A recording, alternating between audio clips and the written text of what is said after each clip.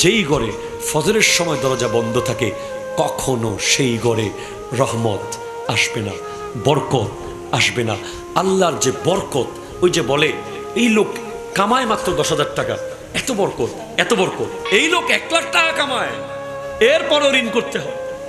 কারণ বরকত যে ব্যাপারটা, এটা আসে সুবহে সাদিকের সময়।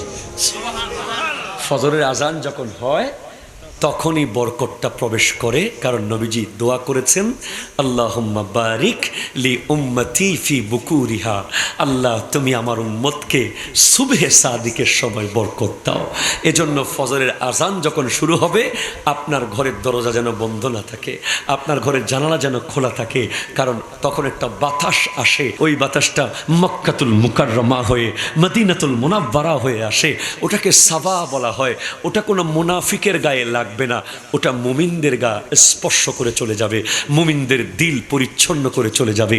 কারণ মুমিন ফজরের নামাজের সময় আলোর মতো জ্বলতে থাকে রাস্তায় রাস্তায়, মসজিদের দুয়ারে দুয়ারে।